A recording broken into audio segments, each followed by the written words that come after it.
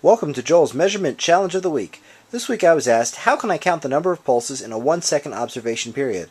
The customer wants to use a function generator to generate the pulses into a device under test, and then see how many pulses are dropped on the output of the device under test. Here we have a Tektronix AFG3252 generating the pulse series. It's a 1 MHz pulse series. It's going to be a low duty cycle negative going pulse. And here on our oscilloscope we're measuring the pulse. We're running a Tektronix MSO4104B. It's a 1 GHz scope with 5 gigasamples of sample rate. You can tell we've got excellent measurements down here: rise time, fall time, pulse width, number of edges. We're running at 5 gigasamples per second. Come over here, let's adjust the time base so we capture a couple more pulses. This is 10 microseconds of time base. We've got 10 edges. Let's come out here a little further. This is 100 microseconds, and you'll notice that our edge count is all over the place. Well, the problem is at 100 microseconds, our sample rate is down to 100 megasamples per second, or about 10 nanoseconds between points. Well, the pulses themselves were short to begin with, so you'll notice that on any individual capture, I may or may not get the pulses depending on where my sample points happen to fall. The solution, of course, is to turn up my sample rate from 10,000 points all the way up to 20 million points. Make the same measurement. I get accurate measurements, 100 edges. How far can I take this? Well, here's a 20 millisecond capture.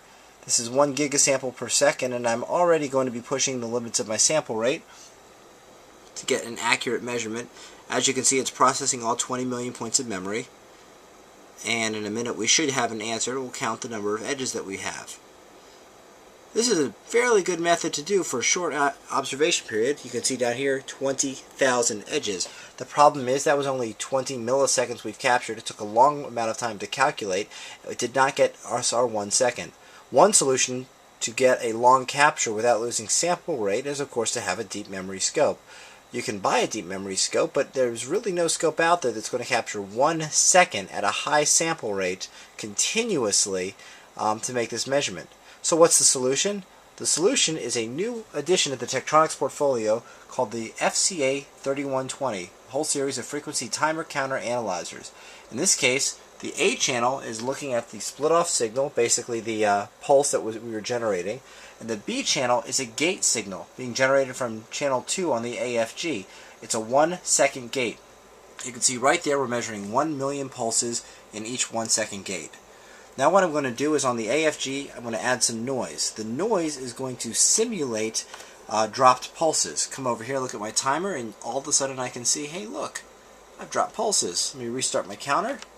Come over to my here, and I'm going to bring up a histogram.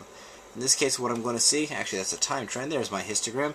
I can actually look at the histogram and I can see the distribution of the pulses for each 1 second observation period. So if it's just a uniform noise, it would be Gaussian. If I had some sort of periodic noise source that was modulating and dropping pulses, maybe it would be bimodal. And if I suspect that I have some long-term trend I need to track, I can take the same display and I can go and view it into a sort of a strip chart trend plot of the data. Either way, this technology allows me to do continuous capture over 1 second for doing things like counting number of pulses, tasks that would be very difficult for a real-time scope, even with deep memory, to do. This allows me to make my measurements very quickly and accumulate them. So the FCA3120 is a new addition to the Tektronix line of products, and really it does a nice job of complementing the oscilloscope. The oscilloscope is great when you want to analyze your pulse shape, but if you want to do a long capture and count events, well, nothing beats having a frequency counter on your bench. Thanks for watching.